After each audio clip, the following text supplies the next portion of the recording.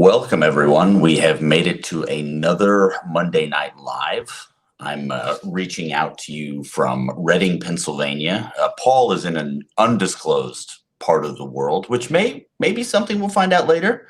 But we've got Ian and Aaron with us tonight. This is InsideTexas.com's Monday live chat. So please go ahead and throw in the chat as much as you can. Any questions you may have. Obviously, the super chats are going to get answered, but we're going to start by going to Eric. We'll start with you, Eric, with a question from the board. They want to know how much Sark employs Choice, arguably one of his best recruiters, on targets that are outside the running back room. I mean, yeah, Choice has Georgia. He's got part of Florida, a lot of the Deep South. He's got a familiarity from Georgia Tech, and he's got carte blanche to really offer guys, that if it's strategic for the staff to get on a guy early, he'll just offer. They're not going to hold back. He's very aggressive. He's got Sark's trust in that regard to make offers. Sometimes it surprises others on the staff, but he knows what he's doing. He's exactly what you're looking for in a volume recruiter, and running back coaches should be volume recruiters. It's something we mentioned a lot during the Stan Drayton days where he was focused almost primarily on running backs. Well, you're only recruiting 3 or 4 a year to sign 1 or 2. Choice has his guys locked. That Choice knows who he's going to get in 2026, and it's still only 2025. So that frees him up to do a whole lot of recruiting other positions in a very populated area, densely populated area that Paul has pointed out very well in the Deep South. Eric, can I ask some more questions? But the Kenny Baker is apparently a big Atlanta guy, right? Yes. So are they going to have overlapping territories in the South? Do you know? I think Kenny's probably going to eventually take over, at least on the defensive side of the ball. But if Choice has a running back in that area, he'll still have that. I don't know exactly what they're going to do there, but obviously Kenny Baker has to be unleashed on the defensive tackles in that region. They're numerous relative to the rest of the country. So I expect him to be at least on the defensive side of the ball. But I don't know. I don't know what he's like as a recruiter. You hear positive things, but really you need to see a track record over time to really have a good feel for that. But I'm not sure what the plan is, but obviously he's going to be recruiting defensive tackles in the Deep South. Hey, Eric, I got a question for you. Is Jeff Banks the biggest sort of jack of all trades recruiter on the staff? Yeah, absolutely. He's in the South. He's out west. He's been recruiting in Houston. He's recruits. Obviously, his main territory is I-20 corridor. Duncanville, South Oak Cliff, DeSoto, Lancaster, all those those richly talented areas, which is that's enough to keep one man occupied alone. But then on top, he's got Mansfield too. There's so much talent in Mansfield. But then you throw in the guys he's on in Houston. I was talking to a coach the other day at Decaney. Spring Decaney has 2 prospects Texas is after: Nick Townsend, a tight end, which is Banks' position group, and then a wide receiver, Tanook Hines. That coach said, we love Jeff Banks at this school. He recruits Decaney no matter what college he's at. If he's at A&M, if he's at Alabama, he's recruiting Decaney. He's just very energetic. He's the guy, it's enthusiasm, Paul. And as you know, in recruiting, enthusiasm sells. It's what sells on special teams too. That's how he gets guys to run down the field 100 miles an hour. So yeah, he's the jack of all trades. And just because he hasn't landed a 5-star tight end, other than Jatavian was kind of gifted to him when he arrived, he hasn't earned the reputation that I think he deserves as a great recruiter, a volume recruiter. But I think that talent is finally going to be there in this class, as he's on Nick Townsend, who should be a high 4-star. Maybe even a 5-star. The dude's ridiculous. And then you got Kiarty Armstrong and Jasper. If he lands those 2 guys, he'll be understood in the way that he should be. Eric, is it just enthusiasm, or what are some of the qualities about someone like Banks that makes them a recruiter that the coaches really want to be working with? Constant communication is huge. You can't have other schools giving them the narrative. You have to sell your school first before somebody else sells you for them. You're going to make a much better case than LSU or A&M. Constant communication, and you got to work the angles. You've got to learn who's in the decision tree. The kid's not going to make the decision on his own. It's going to be a parent, most likely. Maybe there's an influential coach. Sometimes there's a trainer, and then you've got to earn their trust. Then you start recruiting those people just like they're the player themselves. So that's a huge point. I think when I hear that Banks is on a recruitment, even if it's a secondary role, I start to feel more comfortable about it because I know all the bases are going to be covered. That's main one: enthusiasm, communication, constant communication, just effort. It's a hustle game.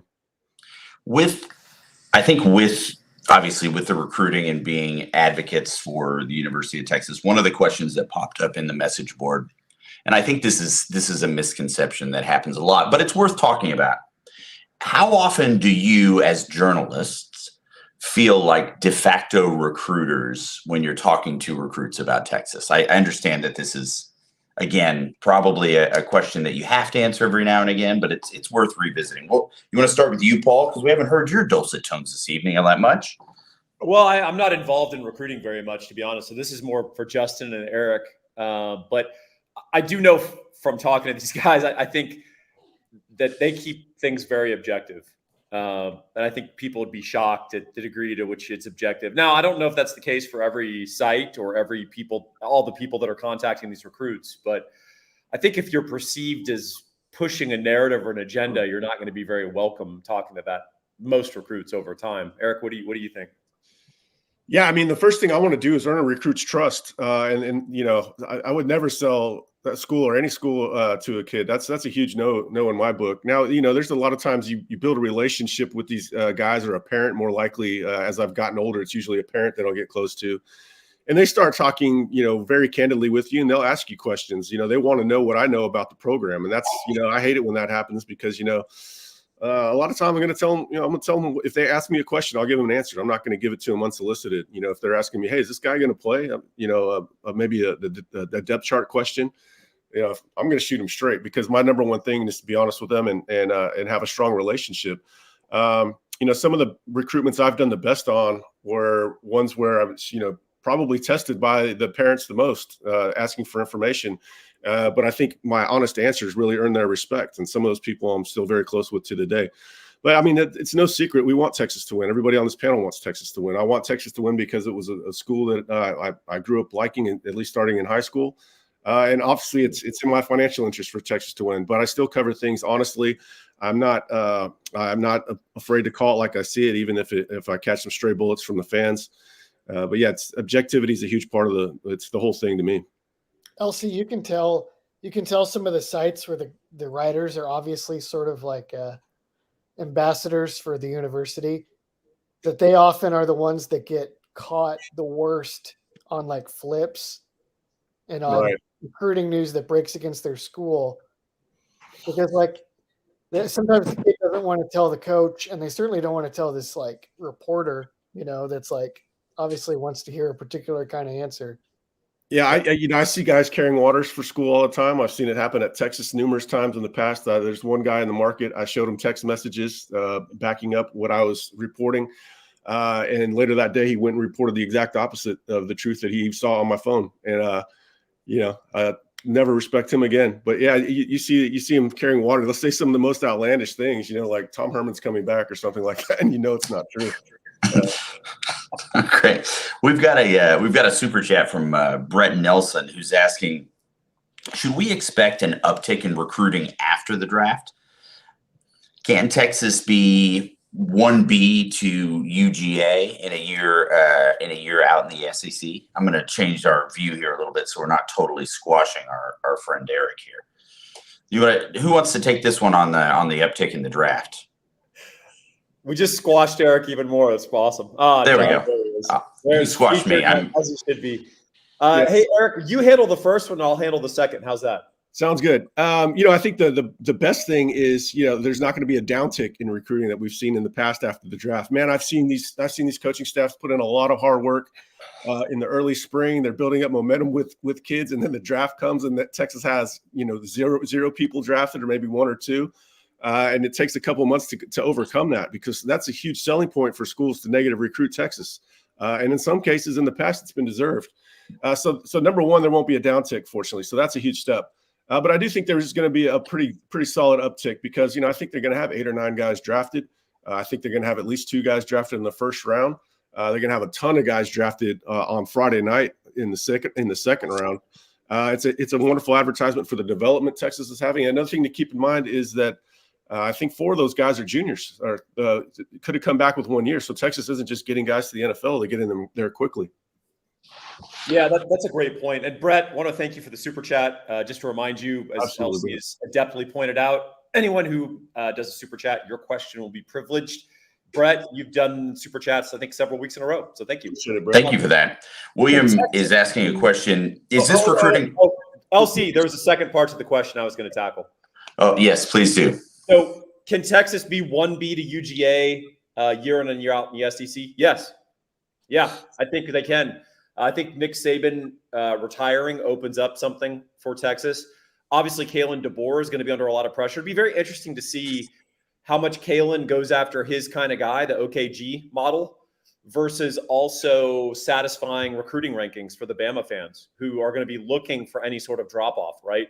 I mean, to a Bama fan, a number 9 recruiting class is a disaster, whereas for most, schools, that's a ticker tape parade. So that's going to be very interesting. And I think that was the main, probably the primary number 2 competition, or at least it's been for Georgia recently. I think Texas can slide in there.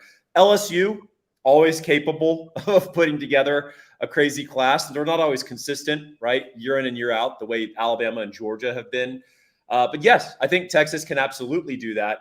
I just think that this is going to be, I think it's going to be a ripe opportunity, and I think it's going to build on a lot of the momentum that Eric mentioned. Specifically, I love that Eric mentioned the juniors, because I think the guys who are really involved in recruiting day in and day out, like Eric and Justin, will tell you, all of the high school players are bewitched by the idea of being a 3-year player, right?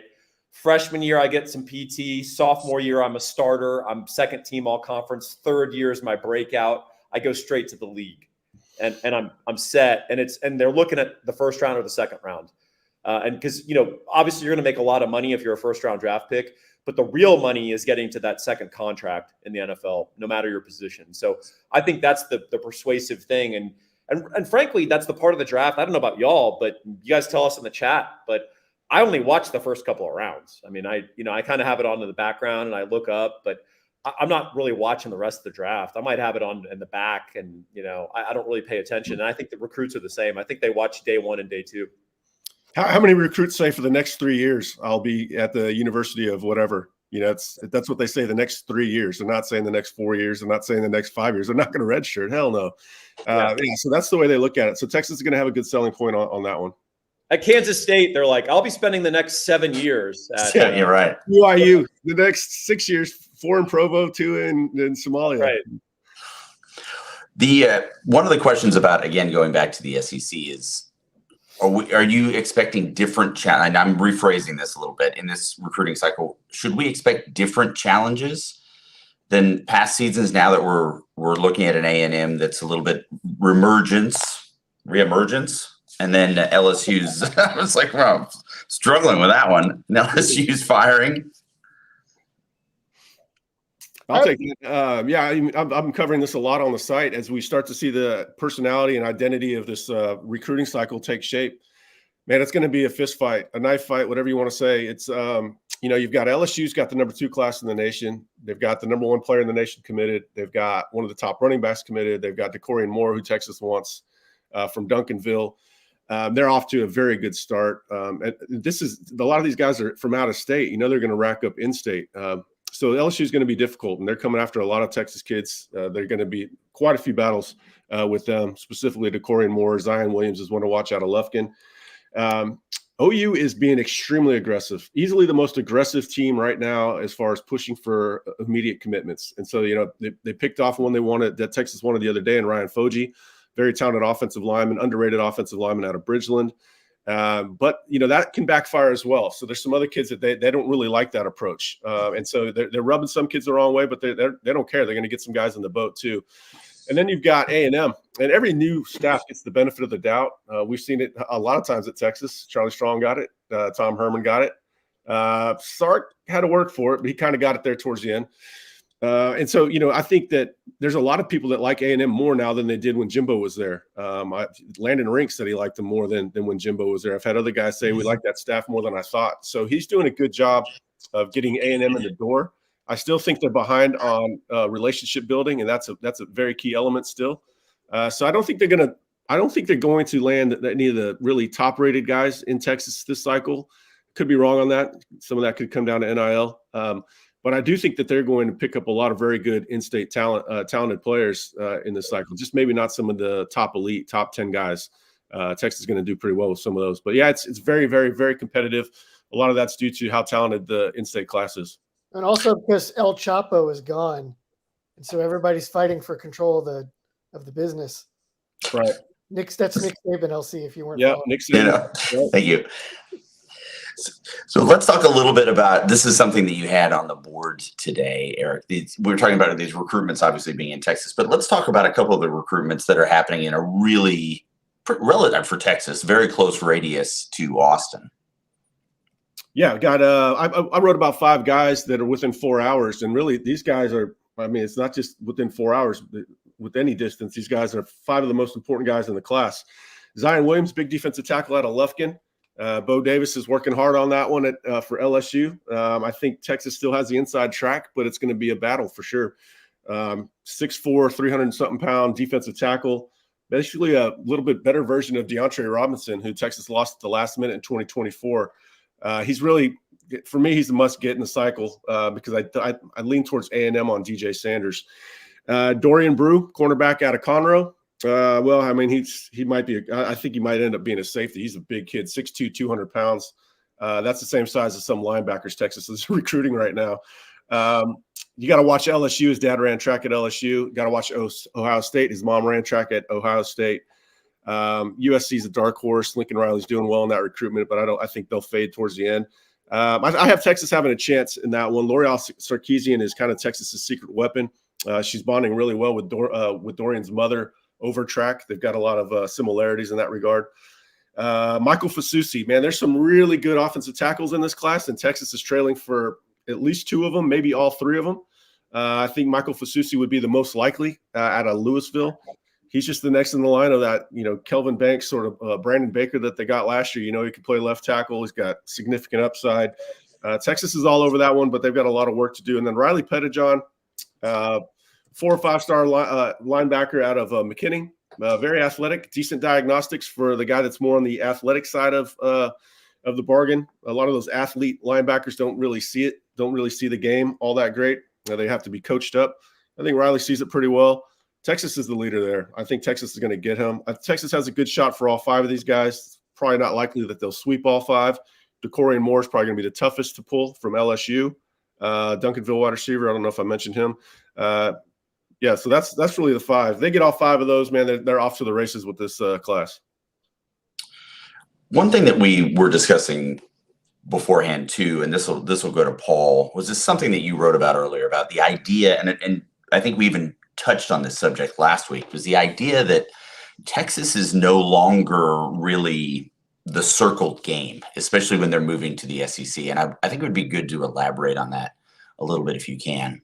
Yeah, I mean, to me, the most persuasive data point on that is that 11, there's a professor at Memphis who did a survey amongst collegiate fan bases, and 11 different schools said they consider Texas their primary rival. 11. And the next highest was 3.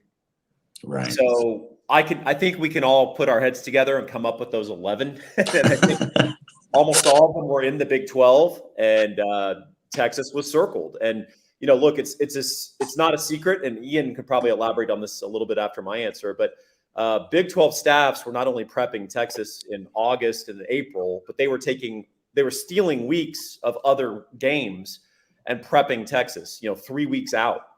They've got Iowa State, and they're doing a Wednesday period on Texas stuff. I mean, that's just not something that happens with other schools. And a big part of that was the fact that the Big 12, frankly, had kind of modest ambitions, right? I mean, that's why you can do that, because your season is made going 8-4 and beating Texas, right? And all of your fundraising is built around it. Your season ticket packages are built around hosting Texas, right? It's everything. And now, is Texas still going to be a big deal? Absolutely. It's a big game when Texas comes to town playing anybody. But when you're already also playing Georgia, LSU, I mean, Texas is not circled. You can't circle Texas. You've got all these other games. And frankly, you've got real rivalries. We're not Georgia's rival. And I know there's some people that tried to respond to my article saying, Texas, we're big bad Texas, and we're circled by everyone. I mean, no. I mean, I'm sorry. We're not circled for Georgia. That's it's a big game for them, but they also got to play Bama. They got to play LSU. They got to play these other schools. They got to play, Florida, where they have an authentic, real rivalry. The world's biggest outdoor cocktail party, all that stuff. Old Mississippi State would love to beat us. You know who they'd like to beat more? Ole Miss, Lane Kiffin. Yep. So that's a unique circumstance. Now, is Arkansas still going to be sky high for us? Sure. I mean, Sam Pittman's going to be coaching for his job. A&M, Elko understands what's at stake for that game. They'll do whatever they need to do. OU, that'll be interesting, and I'm curious to hear Ian's thought on this as well. But OU is historically, whether it was Bob Stoops or Brent Venables, they have historically worked Texas quite a bit in the offseason, right? And sometimes to their detriment, but often the Big 12 schedule didn't punish them for doing that. I think the SEC schedule will punish them. I think if they don't prep Auburn and they try to steal extra Texas periods, I think it's going to bite them in the butt. And frankly, I think it bit them in the butt this year. So, Ian, do you have any thoughts on that one? Just sort of broadly on any of this stuff? Yeah, I have a couple notes there. I think you're right. I think it's very similar to the Michigan-Ohio State deal, where like for years and years, like when it was like Bo Schembechler and Woody Hayes in the 10-year war, they used to call the Big Ten the Big Two and the Little Eight, right? Like it was very feasible for those schools to just hammer each other and not have to worry as much about the other games. And they're still like that, honestly. We'll see if that changes at all if they draw like an Oregon or a USC the week before, right? Another thing about the SEC on top of that, beyond the fact that they have their own marquee games that to them are every bit as important as the Red River Shootout, if not more. They think their game is nationally more important than the Red River Shootout. That's what I'm saying. Is that the coaching in the SEC is not as good at times as it was in the Big 12. It's much more of like a talent accumulation league a lot of times than a like really high level coaching. Like there's not as many Mike Gundys. There's not as many Bill Snyders, like when Tennessee started running the Art Browse offense a couple of years ago, I was breaking it down in the Substack, America's War Game, everybody. And I was shocked by some of the tactics that some of these like famous SEC defensive coaches were using to try to stop this offense. And I was like, guys, usually this is not true at all, but I could have given them some notes that would have actually been helpful. It was like just embarrassing stuff. Even Saban, the year before last, just had just an atrocious game plan. That it's like, you guys look like you've never watched a team play this style before. In the Big 12, that would just virtually never happen. So that's sort of another layer or wrinkle to that conversation. Hey, another thought too, Ian, and I know you're aware of this. People don't know this, but Big 12 staffs would crowdsource Texas. And I don't mean the staff for one school. I mean, Baylor would be talking to Tech, talking to Kansas State, would be talking to, West Virginia. And they're talking about, hey, how did you guys handle it when you played Tech? How did you guys do this? Hey, this is what we're thinking of doing. Hey, did you guys notice that we did this and it was effective? And I mean, that is not going to happen. Auburn's not getting on the phone with Bama and like, well, how are you guys going to prep Texas this week? I mean, it's not happening. They all have too much rivalry. They all hate each other too much. And frankly, they just have bigger ambitions. The top schools in the SEC, their ambitions are national, and the Big 12's ambitions were regional. So Ian's exactly right. I think that the Big 12 is a more vibrant X's and O's league. But I think also we're going to play much better athletes week in and week out. I mean, even when you play the so-called off teams in the SEC, you'll see years where Mississippi State's D-line has like 3 NFL guys. It's just that didn't really happen in the Big 12. No. Do you guys think Alabama just got more tougher to defend, huh? With DeBoer, like he's going to elevate that aspect of the. There's no replacing the GOAT, but I mean he's going to elevate that aspect of the conference, don't you think? Well, he needs an OC, right? Quarterback too is the quarterback. I mean, he's got the quarterbacks on the roster. They're just inexperienced. Well, he brought in the guy from Washington that was in the 2023 class, his Arch, and that's why Julian's saying transferred out to Ohio State. So he's going to have a guy that's got at least a year under his belt. And then, I don't think he can replace Jalen Milroe in year one. That locker room would probably revolt. Yeah. Hey, Ian, did you have any? I mean, I guess we should talk a little bit about the elephant in the room. I know this is a Texas and college focused podcast. Did you have any takeaways from the Super Bowl, or any that would be broadly applicable in football in general? Even to Texas, or just the Super Bowl in and of itself? Anything you saw that was interesting to you? Well, something I wrote on today was it's more obvious for us, having watched a million Big 12 shootouts for the last 10 years. But I actually texted Paul about this a couple of weeks ago, but he didn't respond. Why he's like that? I'm surprised he used his phone number. It's amazing. You got to get that tan somewhere. New phone. Who dis? He's gonna block me if I keep it up. The 49ers defensive rosters like super invested in the defensive line and having pass rushers, which works really great in the regular season because they'd build a lead, they'd run the ball, the clock would be running out on you, you'd have to throw the ball, and then you'd be facing this defensive line loaded with pass rushers. But the Chiefs didn't panic, the Chiefs didn't get knocked out of the game, and the Super Bowl is exhausting because the energy is just so intense.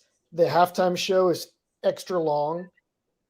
And you just see over and over again, it's part of why the Super Bowl routinely ends up being such a good game in the fourth quarter, is that it's like the Big 12. The pass rushers, you lose their legs. And I think the 49ers are fundamentally flawed by being overly reliant on their defensive line and pass rush. I think the better championship model in the NFL is to invest more of that into your secondary and being able to create matchups on the back end. That's how Belichick did it. I think the Ravens do that to some extent, or just being able to manufacture pressure without having one or two pass rushers that can get tired and then you're cooked. And so, yeah, Mahomes beat him. Also, what's up with the 49ers 2 years in a row? They don't know how to defend the zone read. Eric, Paul, speak up for this Shanahan guy of yours. Yeah, Manny Diaz has been consulting, apparently. I don't know. I think once you have your musical act at halftime on roller skates, everything is up. Everything's up for question. As I was watching it in a bar and I heard this dude exclaim, "Damn, Usher on roller skates." Yeah. And he was. Paul in a bar, huh? Wow. All right, so we I know was a designated driver. The chat is making me laugh here, LC. I understand. And you know what? There's a lot of facts. I mean, let's just let the people see what's happening here. Paul is being put on blast. Paul's like the neighbor in Christmas Vacation. They're like modern. With Julia Louis-Dreyfus, like they've got their 3/4 zip merino wool jogging suit. Todd. What her husband's name? Todd. So yeah, I can see that. By the way, Horrible Bosses was on last night. That's a really underrated movie. It's very good. It's absolutely underrated. Yeah, they killed that. So Ian, when you are, I don't know if you guys want to talk about this. I was going to talk about low back tattoos, specifically Eric's, and why you went with a dolphin. Is there any way that you'd like to elaborate on that, Eric? Let us know why you went with the dolphin instead of like a muskrat. Oh man, how do I have a comeback for that? I mean, you can't be putting As Tech's son, actually. So sorry about that. You won't remember it. There was a guy named Dead Fisher. Paul will remember him, maybe Ian too, from the Barking Carnival days. He said I had the chest tattoo that looked like the hood of a Firebird. I still laugh about that sometimes. Not inaccurate. Oh man. Tramp stamp, man. I've covered a few though. Ian, is there anything? So let's just real quick. Is there anything specific that you saw? Because the reason I'm bringing this up is because boy, do you love Herob Ball. It's your favorite thing in the world. You love a quarterback that totally breaks down the system that he's in and just wins the game on his own. We've discussed this at length. So is there anything in particular from the Chiefs and what they did on their last drive that you would love to see Ewers and Herob Ball? Well, let me first specify. I like quarterbacks that can adjust their decisions live and not have to rely on the coordinator dialing it all up for him. So be that improvisation, or at the NFL level, what's much more reliable is being able to make an audible or a check. Like Mahomes can do it all. As for Ewers, I don't know if Ewers. I feel like Ewers needs to watch less Patrick Mahomes. I feel like he's got a similar ability to like throw the ball from a million different arm angles and like move around and throw the ball that way. And it's like, that's great. I'm glad you can do that. That may help your career a lot. But he really needs like footwork and like basic timing and like much more boring elements of quarterback play or things that. Okay. So with that, who do you want Ewers watching? Who's the guy that you're like, let's have Ewers watch hours of this guy's tape? Tom Brady. Okay. Is there anybody that we may have heard of? Another quarterback? Could you put someone more on the radar? Yeah. Nobody retired. Matt Stafford is actually really similar to Ewers in a few regards. Okay. Yeah, Stafford has a similar cannon arm and ability to throw from different angles. I mean, every answer I'm going to give is going to sound. That's probably the most like boutique answer I could. I mean, Aaron Rodgers, right? Kirt Cousins, maybe a little bit. Kirt Cousins stays relatively healthy for not being that big, and Ewers is not very big, and I don't know how big he's ever going to be. So maybe watch Kirt Cousins and how he keeps himself upright for most of the games in a season. That might be useful. Do you have a thought on that, Paul? You know, it's wild. I just looked it up because I wanted to guess it in my own head. Kirt Cousins is 35. Yeah. Is that surprising to anyone? I thought he was like 29 or something. That's good living, man. That's all that is. It's just good living. Good living and freaking NFL contracts, and he's got his own personal masseuse and all that sort of stuff. Trey's bringing some heat against these 49er people. He wants to know why the 49ers offense looked so familiar in the third quarter when they couldn't get a first down. Yeah, that was – well, I mean, honestly, that was a dominant defensive performance on both sides of the ball. It was just a question who was going to get worn out first, and I think Ian nailed it. Ian and I are both reading a book right now on Belichick, which actually is quite good, especially the first half of the book.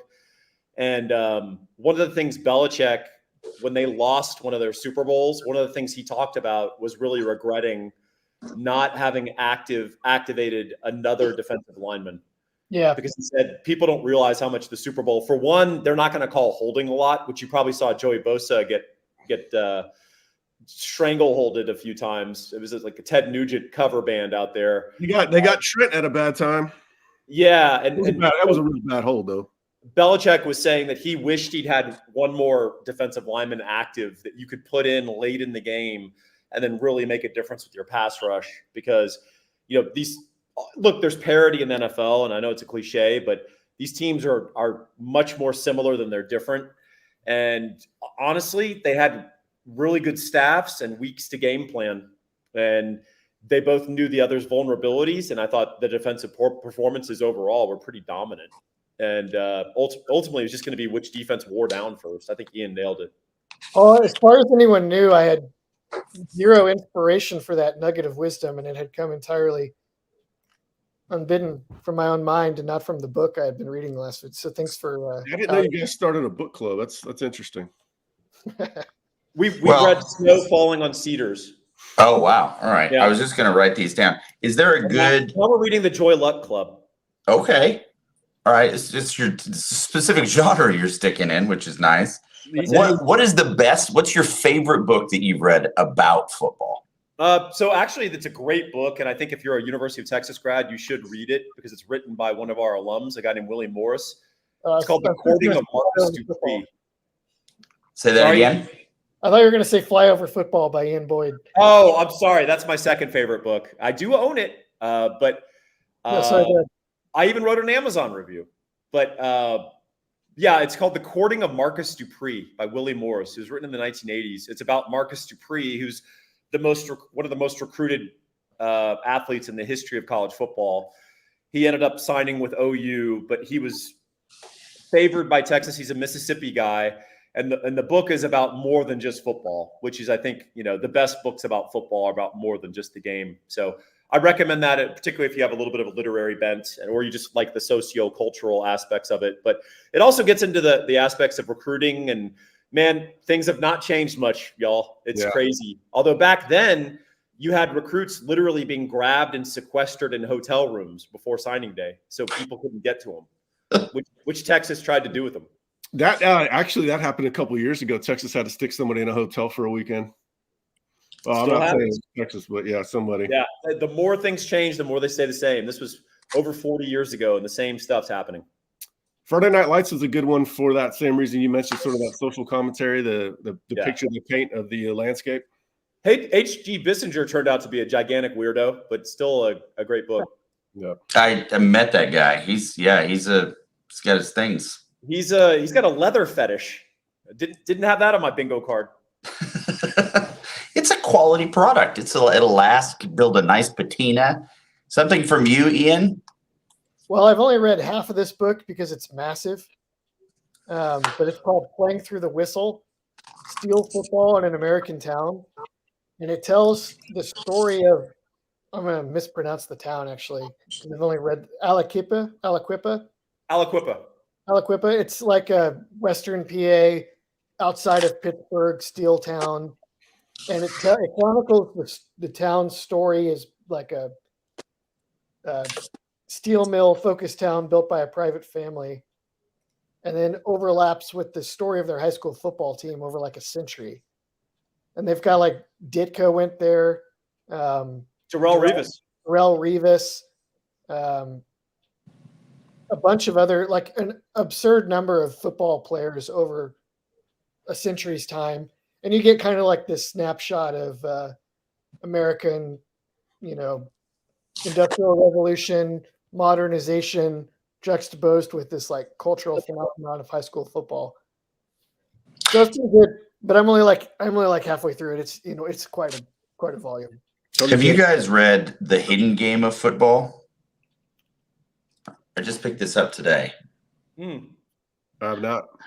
I was on because I'm in Reading, Pennsylvania. They had a Barnes and Noble here, y'all. Oh wow! Like books and everything. Oh. It was crazy. I just went in and I got a book. Didn't even come in a box. It's crazy. All right, y'all. How are we feeling? Accomplished? We need some more questions, huh? We need some more questions. What do you got? I got a text message from one of my investors. Asking me to resign. Our cameras look bad. Let me see. It looks like a bad. So everybody's in soft focus, like a bad porno.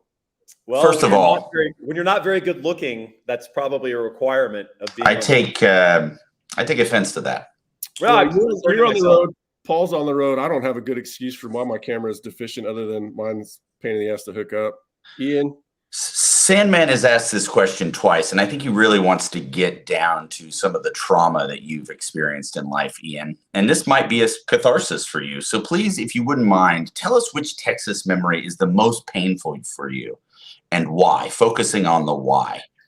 2001 loss to CU, 2008 loss to Texas Tech, or the 2009 loss to Bama. You only get those three. But if your trauma deviates from that, please feel free to dig into that. 2008, hands down for me. I mean, yeah. I think Bama, because I may have just cut out. Y'all still there? I'll say Bama because Colt McCoy getting knocked out, and you just knew that was it for his career. It's hard though, because like you can look back now and know that the 2009 loss to Bama killed the program for like a decade. So it's hard not to have that looking back, that awareness. Colorado hurt at the time, but I look back and I'm like, Miami would have destroyed Texas. Like that. So I call those mercy killings. I've got strong feelings on this one. This is a painful one. The 2008 Tech game I was watching with a good friend at someone's house in Palo Alto.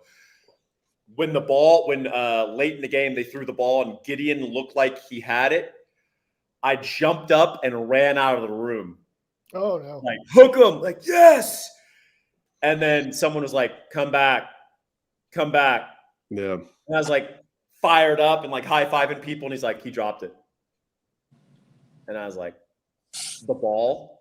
He's like, yes. The opportunity, the same thing, Paul. And then the 2009 Alabama game, I was there, and I tell you what, I hate to be that guy, but if you weren't there, you don't realize how unready Alabama's defense was for Texas. And oh, it was amazing. Yeah, they just it looked like it was going to be an absolute rout.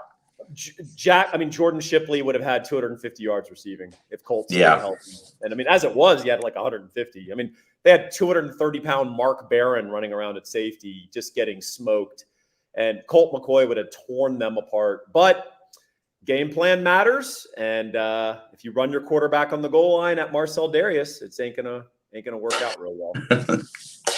Eric, you mentioned Bo Davis targeting smaller defensive tackles before Sark redirected him to the large human principle.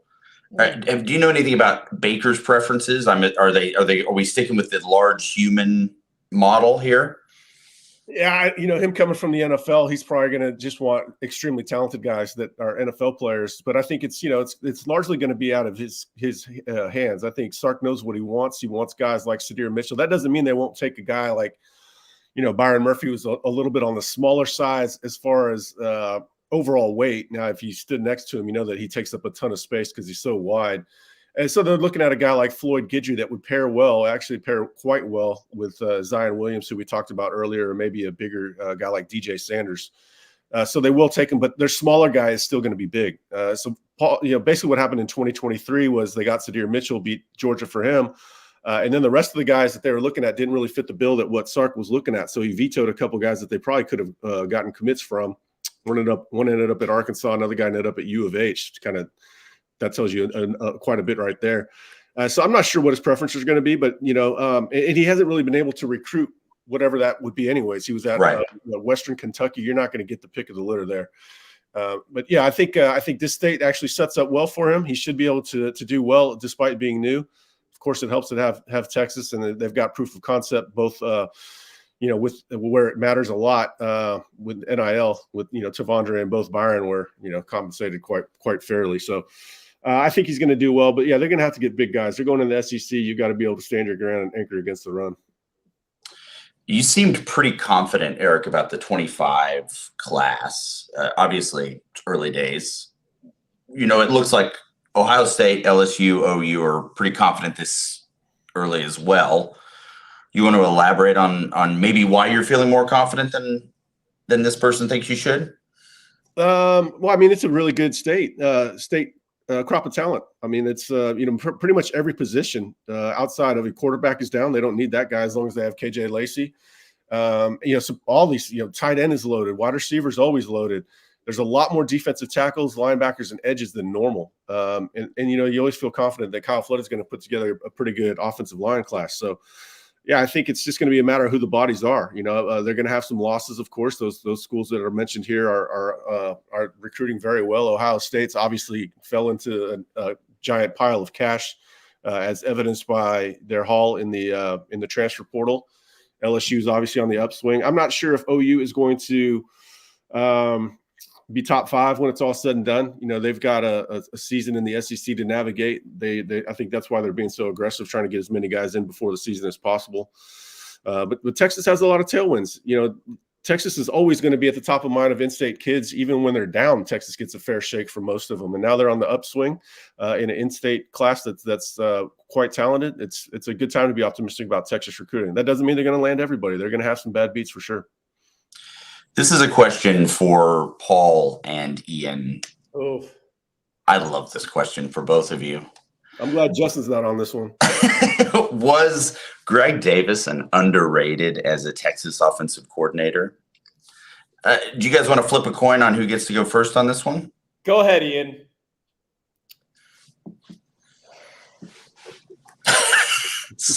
Quality television.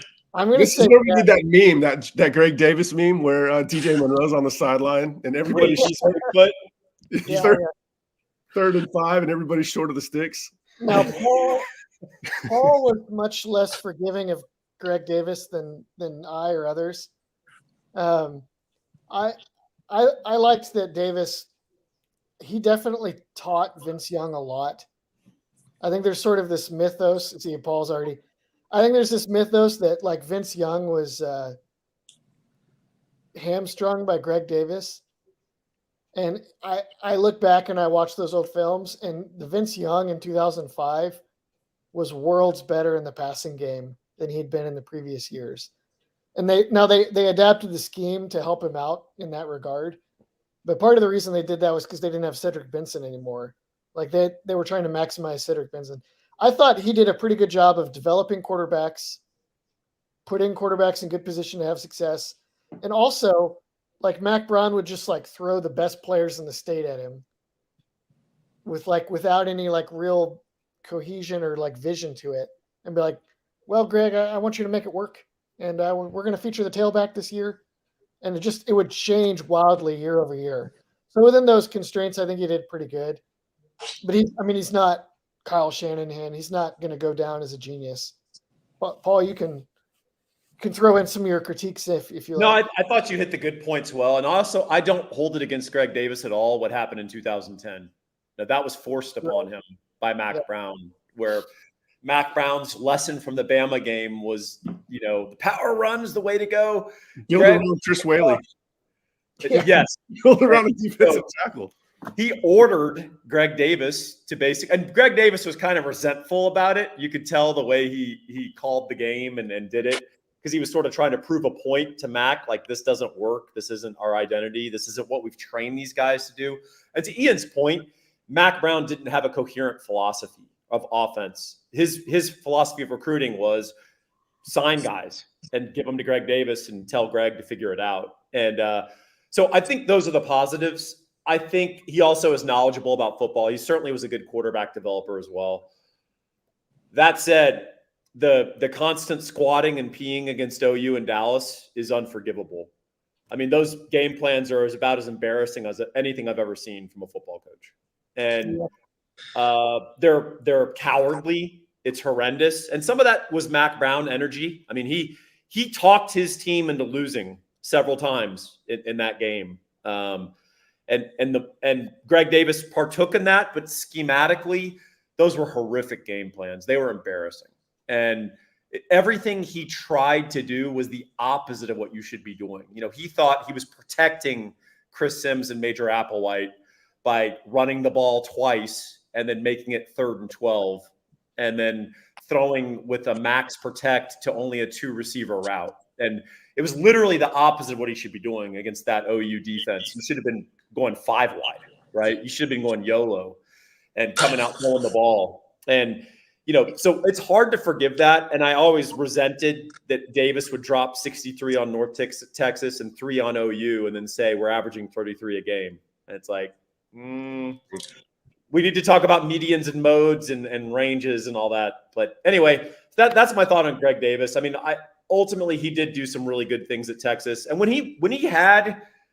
Greg Davis was cooking with the kind of offense he wanted to run in like 2008, that was fun to watch, man.